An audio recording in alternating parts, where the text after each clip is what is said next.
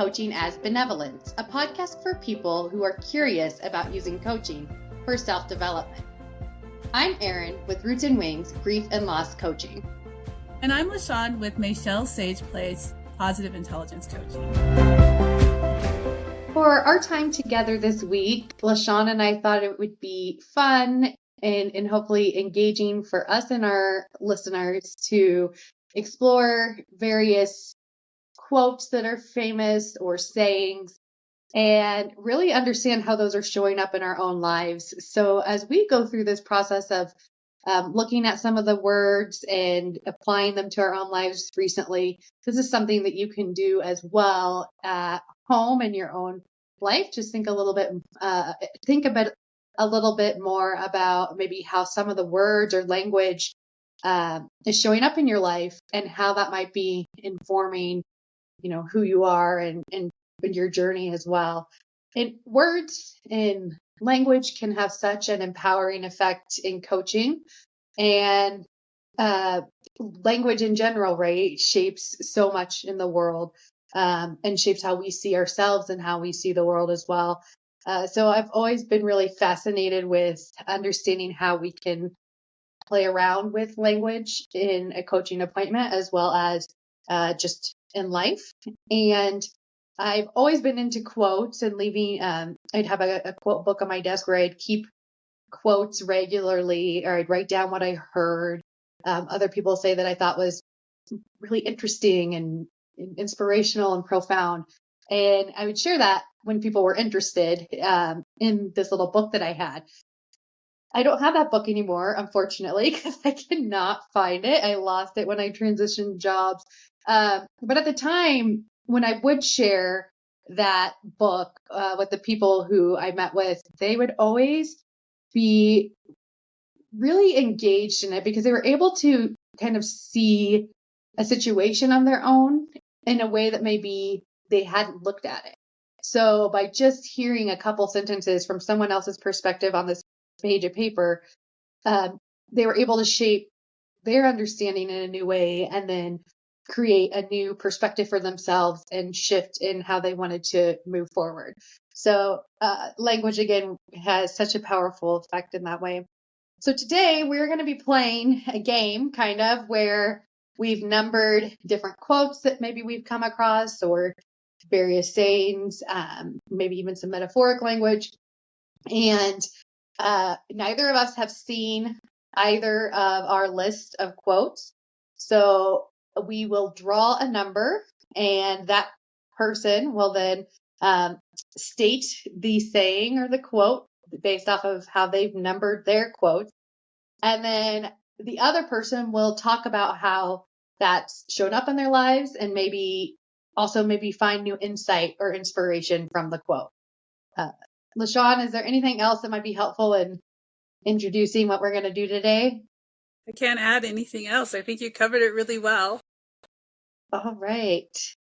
So how about L'Shawn, you take a number between, up to 9.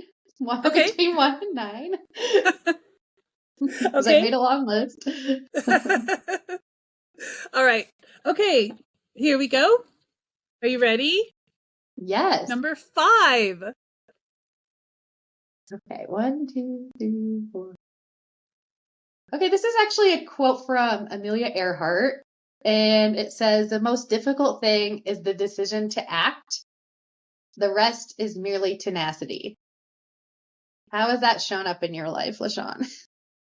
I would say it shows up in a lot of places, especially when it comes to, I would say that I completely agree with that, because if you're not taking action in making a change in your life or doing something different, then it just remains like an idea and it doesn't really move anything forward. You could talk about it, you could journal about it, but at the end of the day, you're still in the same place you were before. Maybe intellectually or maybe even emotionally, you might be somewhere different. But as far as really seeing practical changes in your life, I think unless you take action, and you make that decision to act, very little gets done, or it's not as satisfying, I would say. And where that has shown up with me personally is, for example, if I want to change my spending habits, for example, and I am thinking about it, but if I don't actually decide that, okay, I'm going to eat out, one time fewer than I normally do, or I'm going to pack a lunch so that I don't end up having to buy lunch when I'm out. If I don't make that decision, or I don't make that decision to act, then it will just be do this tomorrow and tomorrow and tomorrow.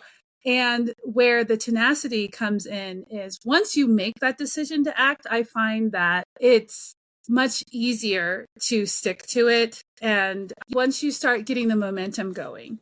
How about you, Eryn? How do you feel? I feel this quote is kind of like the coaching process in a way, in that oftentimes being ambiguous about something that you really want to change in your life creates this pattern of behavior in your life where you don't commit to something or you don't act.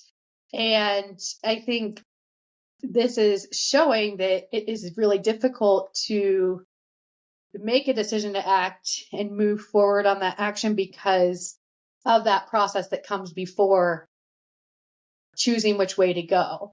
Because it's when we're ambivalent, it's really, or even sometimes apathetic, it's really hard to unravel what's going on for us internally to move into a space of action. And when I think of action here, I think it can also be non-actions. It's like a decision to commit to, she says action, but maybe non-action or meditative work or that type of thing. I mean, it's still action in a way, I guess. So I like that piece. And then how she framed, the rest is merely tenacity.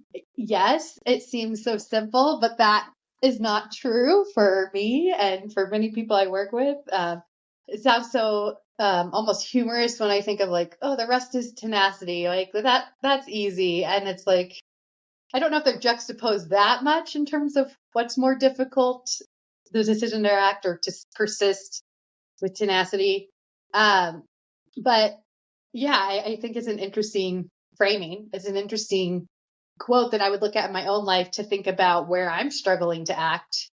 And currently, I think it is a lot with different aspects of my own work. And it's because of that ambiguity. So I can look at this quote, apply it directly to my work today, and see that it's an opportunity to refresh my perspective on something else I could be committing to in my business that I'm currently not doing. So that's where it's showing up for me today. Yeah, I think it might have something to do with the decision to act and the tenacity, especially since this was from Amelia Earhart, correct? I mean, I think so. I didn't really do a lot of research on. No, it's all right. Well, I just wanted to make sure that I remembered that you said the quote was from Amelia Earhart. But I'm thinking about people like Amelia Earhart who are focused and determined and tenacious, possibly because of their personality or because it's something that comes naturally to them. So I do think that quote evokes images of athletes or really focused and determined individuals who have a very clear idea of where they're going and how they're getting there. And so then I think it would make sense you make a decision to act and then you stick to that. You stick to learning that new skill or perfecting, that art, or to honing your craft. And I think if you're really determined and focused and clear on what you're doing, then yeah, I think that tenacity would be something that would be the thing that you would have to really be consistent on. Like you would have to be, tenacious and just hold on to that and keep going. But then I also think that it doesn't leave room for growth, change, evolution. And so that's where it would not really apply to me, because I'm all about taking new information and making different decisions, or not just sticking to one thing, especially if I'm getting other information that tells me that maybe this at one point in this journey was the thing that I needed to be doing, but maybe something has changed. Maybe I've grown and I need to look at something else. So then it would be like kind of a cycle of making that decision to act and then being tenacious. And the other thing about tenacity that is particularly intriguing to me is when I think about tenacity, I think, never give up, just keep going. And you like a dog that has its teeth on something and it's not going to let go no matter what. That is something that I feel like is rigid to me. So when I think of tenacity, I think rigidity. So what are some things that come up for you when you think of the word tenacity, Eryn? Similar responses. I like how you framed that a lot in terms of the rigidity of it. And it may feel inflexible. And I think part of the point of committing to an action is that you have to be flexible, right? There are always going to be those turning points that you're working toward if you're committed to that specific action too. So it makes me wonder, like, does the meaning of tenacity hold more flavor to it? Or is it this like inflexible thing? And so I think of like tenaciousness, like, or I don't even know if that's a word. I know tenacious is, but in like basketball defense, the player was so tenacious, right? Like, and to be a tenacious basketball player, you have to be flexible. You can't be rigid in the way that you defend, or you're not gonna it's not gonna work out well for you and your team.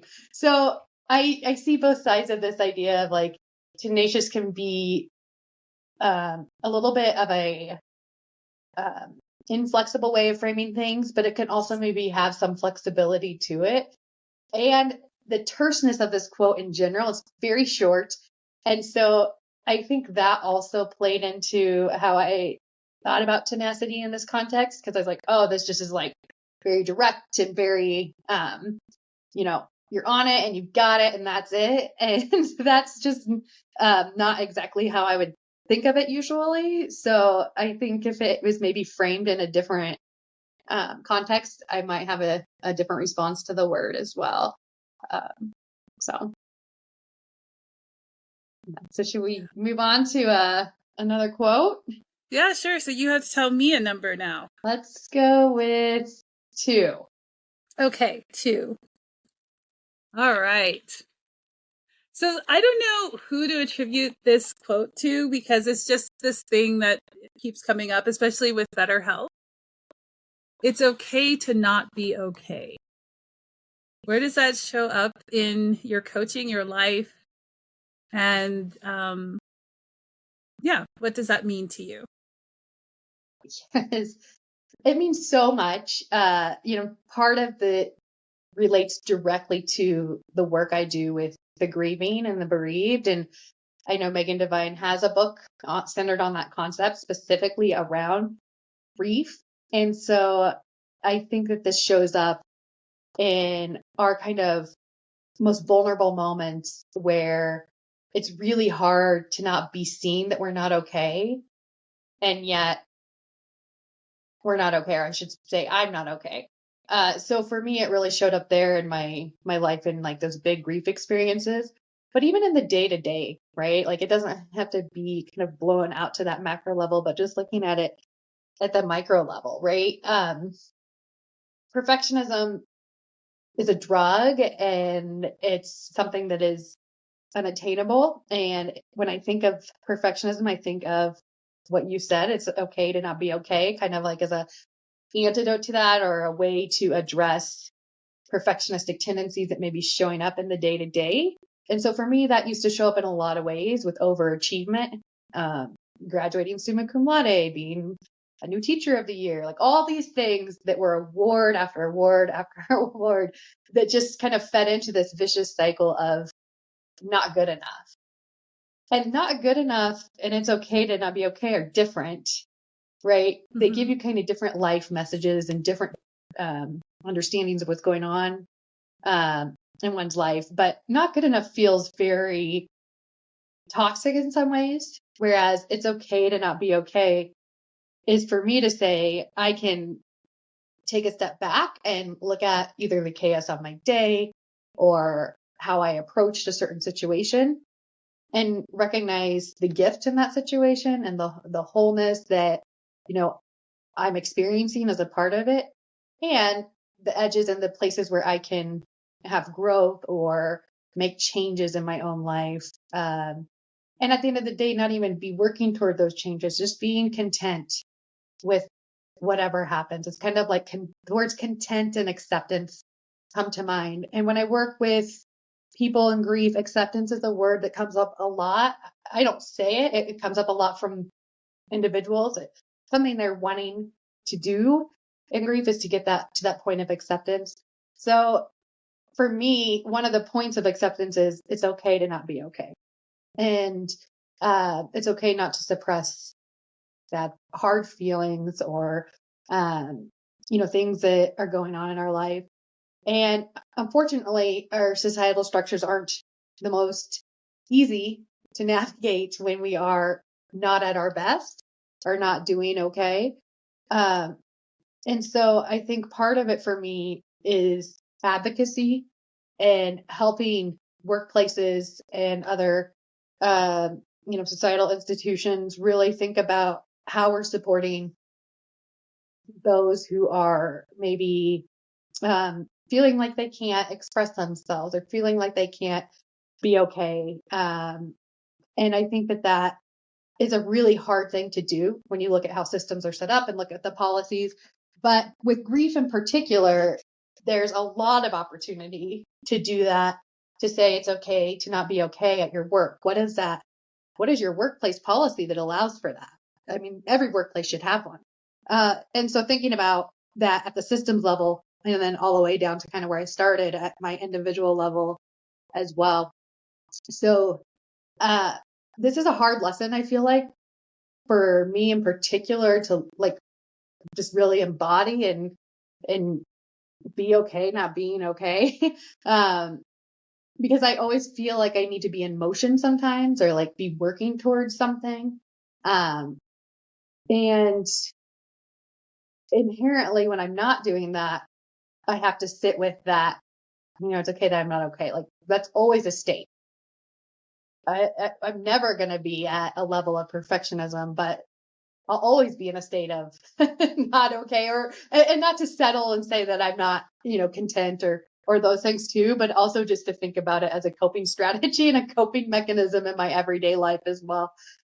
So I really like this phrase. I think we can share it compassionately with workplaces and with each other and be able to show up authentically. And I get that word authentically in there eventually, and I finally did. So yes, show up authentically. And this is the other thing that comes up though with the authentic piece. So I can show up authentically and not be okay, and then I can hurt people, right? Like that's a fine line, and that's something else that would need to be talked about as well, right? That's a separate conversation from where I'm at right now. But just thinking about how you can have more compassionate spaces for those who want to be able to express that they're not okay. L'Shawn, what compelled you to bring this quote to the table? Well, it's one that I see a lot, like in my feed when I'm on YouTube or every time BetterHelp comes on, I talk about it's okay to not be okay. I think it's on their little thing.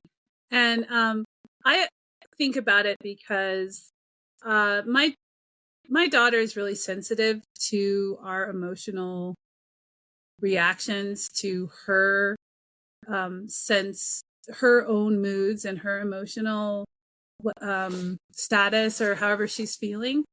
And one of the things that I think, especially if you have a tendency to want to manage other people's emotions based on what you do, and that comes from being a people pleaser, having a tendency to people please. It's a trauma response. It's a coping mechanism. It's a maladaptive default mode that you develop as a child, and one that I'm seeing in my daughter. And one of the things that I often say to her is it's okay to not be okay. she doesn't have to manage her emotions for our benefit. Put on a brave face, hold back on however she's feeling, because she doesn't want us to worry, or she doesn't want us to be upset. Or she sees that we're upset and she doesn't want to add to it, or she doesn't want to make it worse. So one of the things that I love about this phrase is that it gives the other person permission to be how they are, and it honors where they are. And it releases that tension of, if I hold it together, then that other person won't be sad, or that other person I won't be a burden to that person. That's another thing that is a reality for me. And also I see it in other people as well. Often we don't hear about what our loved ones are going through until after the fact, when we're completely powerless and can't do anything about it. We find out after the fact that our loved one, was considering suicide, or that our loved one was in so much pain they could barely get up in the morning. We find that out after the fact, because so often a kind of social contract that we have is we must maintain, this composure, or we must stay, put together in public, or even among our families. Men struggle with this thing a lot. Men have to be strong. They have to know all the answers. They, leaders in their family and in their social group. That is an old but still very real construct that men have to, face. That, and then women too. Women aren't taken seriously if they cry. Women are seen as soft or hysterical if they show any emotion, or if they show that they are going through something.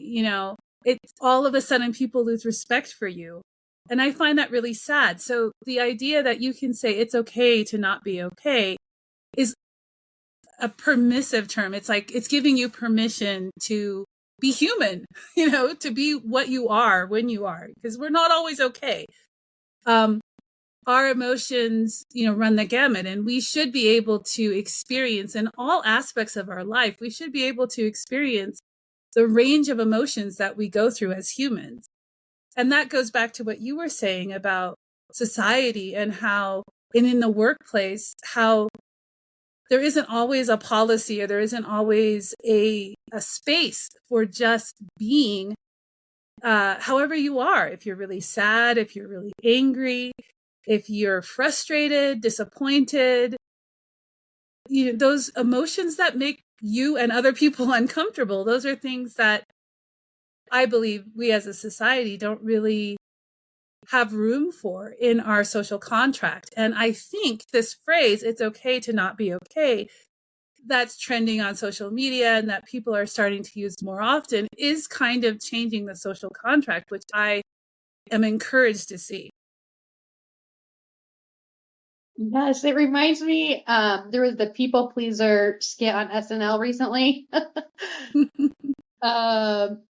And so I think that is a good example of what goes on sometimes for people who, struggle with people pleasing, but just in general too, with society, with the lack of ability to hold space for things that are not okay.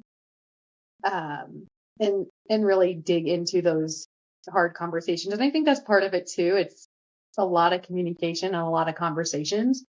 Those are exhausting, draining, sometimes circular. You feel like you're not getting anywhere.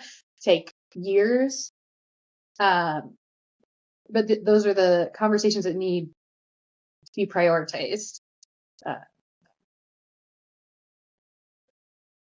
that's great. Are we ready to move on to another topic? Yeah. What Okay. number do you have? Oh, a number for you, right? Okay. Nope. Number 3. Yep, you give me a number. I give you a number? Okay. So number 3. Okay. I don't know it might be these pain drugs that I'm on from the hand. I'm like, why did I come up with like these that are so fierce? But this one says, avoiding danger is no safer in the long run than outright exposure. The fearful are caught as often as the bold. I don't know why. Do you put another quote? No, I like that. I like that. It's kind of like, oh gosh, I don't know if it was Benjamin Franklin or who said, those who sacrifice liberty for security lose both, or something like that.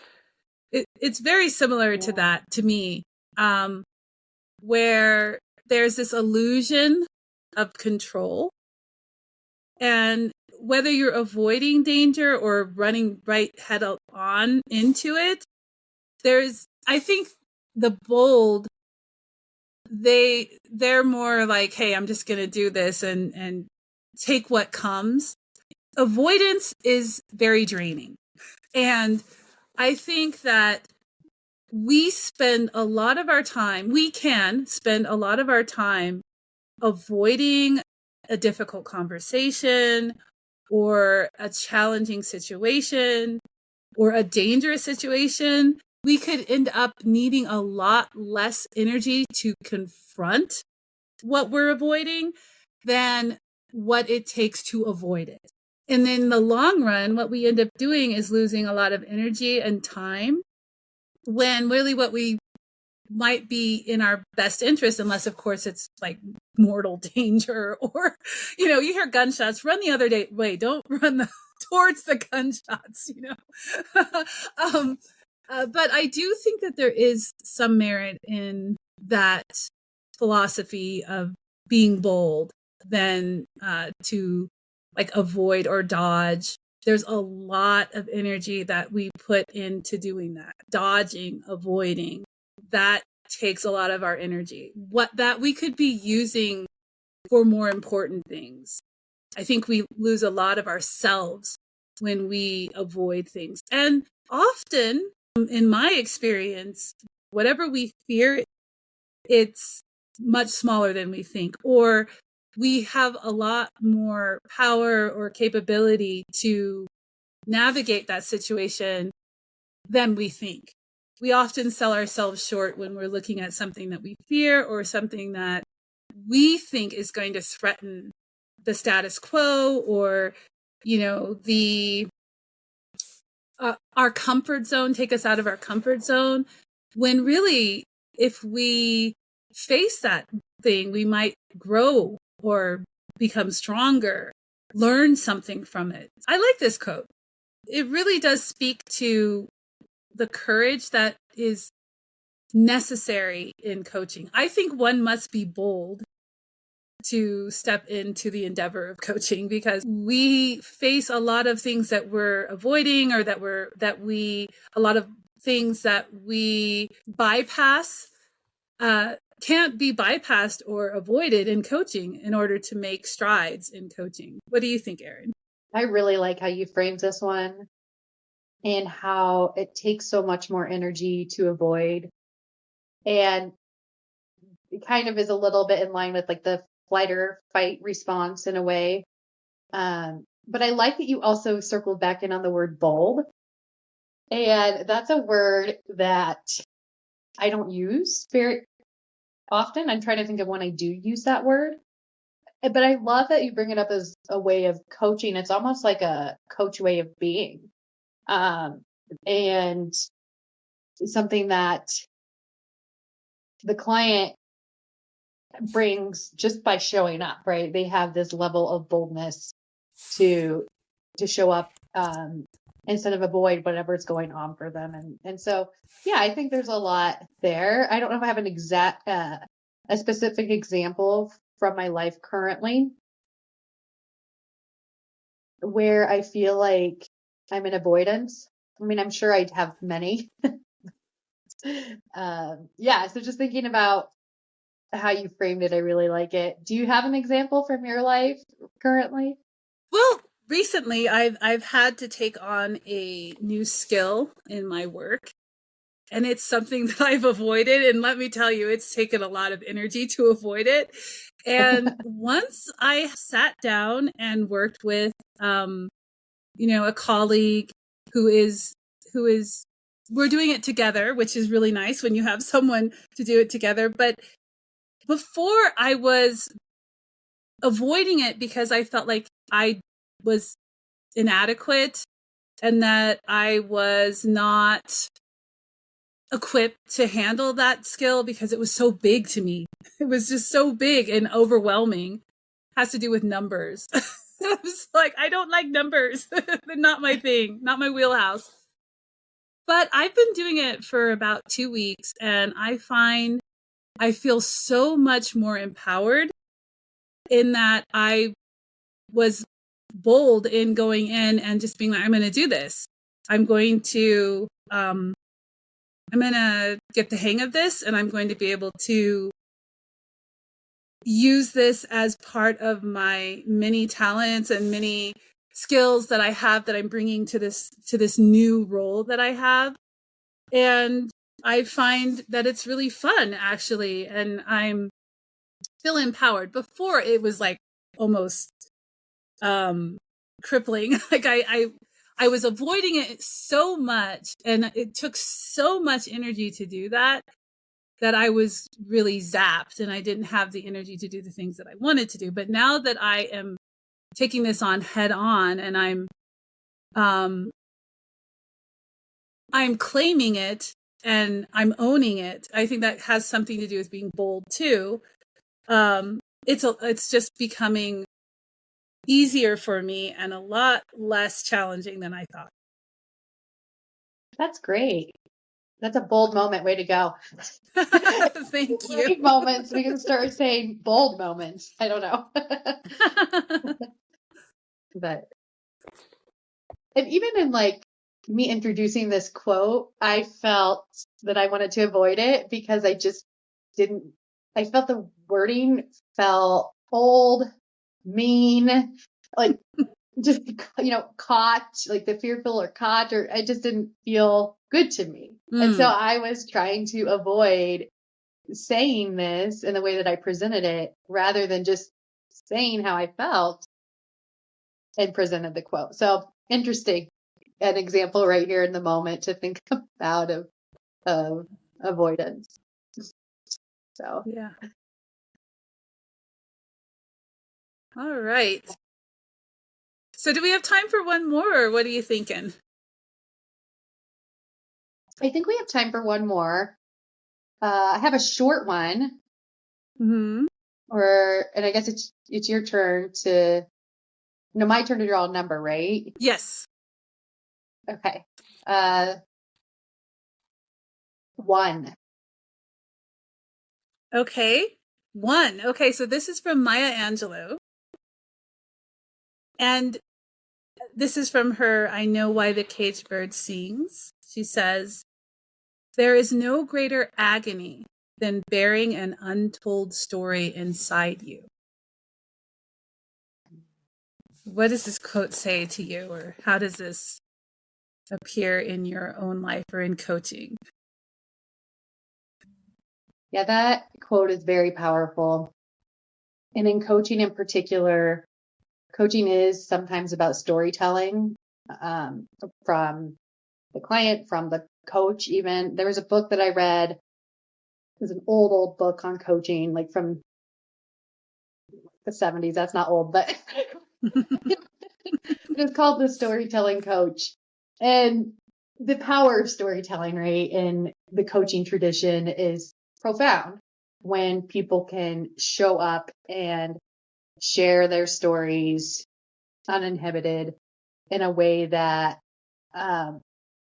allows them to say what they need to say and feel what they need to feel as they say that and share that in a feel like a sacred space in a way between the coach and the individual. And then on the coach's end, the ability to sometimes use storytelling for metaphors or kind of like these quotes, weaving them together in a story in a way to help bring nuance to what someone is saying. Again, playing with language, where I started from in the conversation today in the introduction, just playing with language can be so important and powerful. And so when you share your story and you get to share your story in your own words, right? That's also something that is healing and important for people to do. We don't always get to use our own words when we're sharing our stories.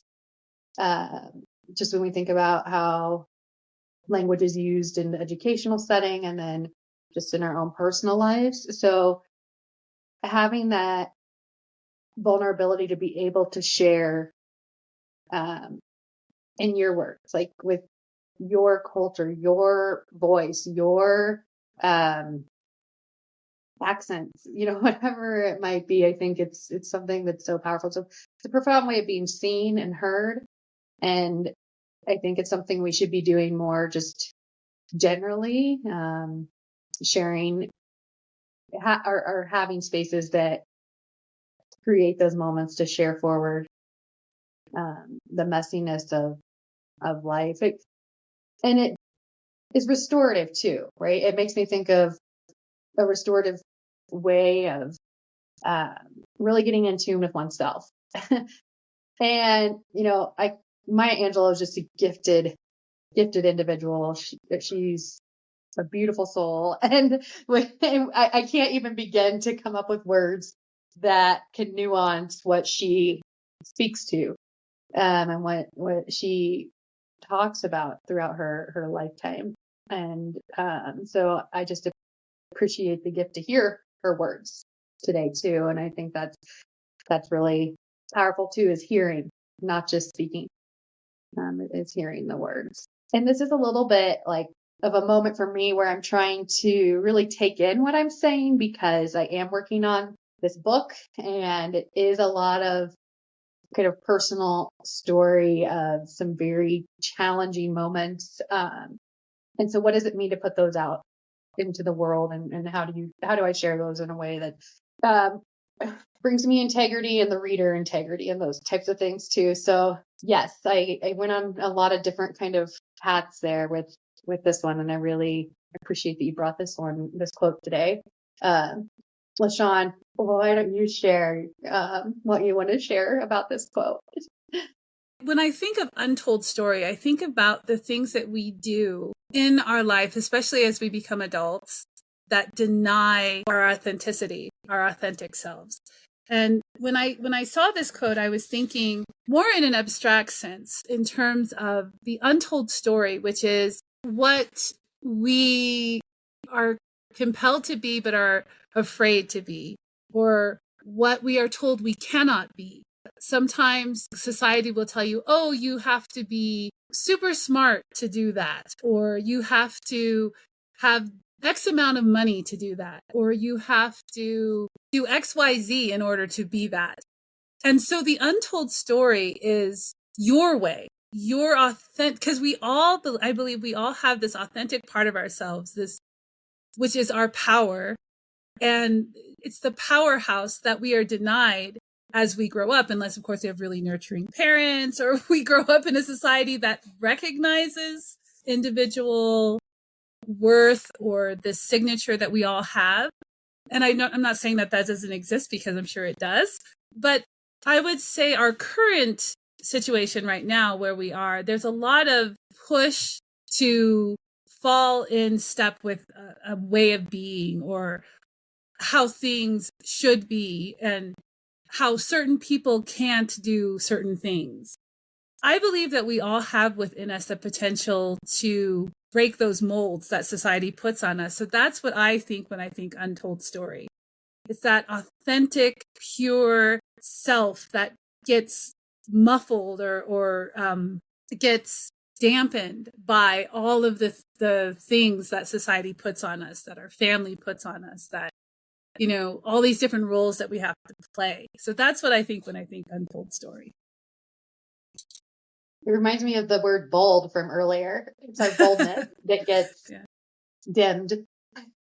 And how do we share that authentically? I love that, what you said. The other thing that came up for me that I didn't mention earlier too is shame, and like, how there's that, I think I brought this quote up before on a podcast about like what you shame stays the same.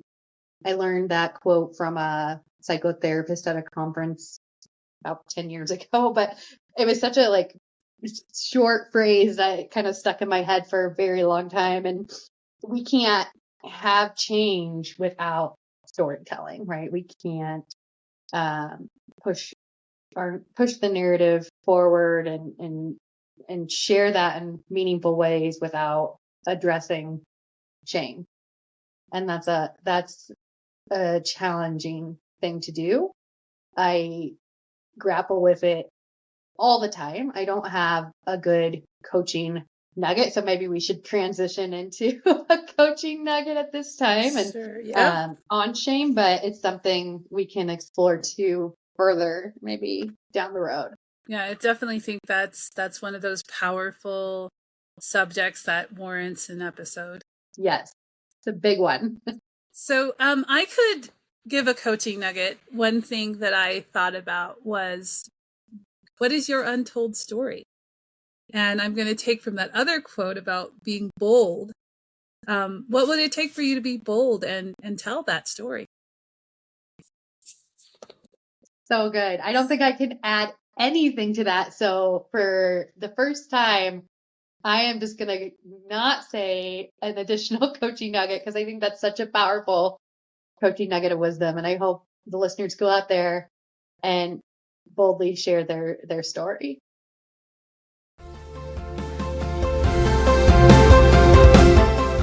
Thanks for joining us for Coaching as Benevolence. I'm L'Shawn with Michelle's Sage Place, Positive Intelligence Coaching. And I'm Eryn with Roots and Wings, Grief and Loss Coaching. Have a benevolent day.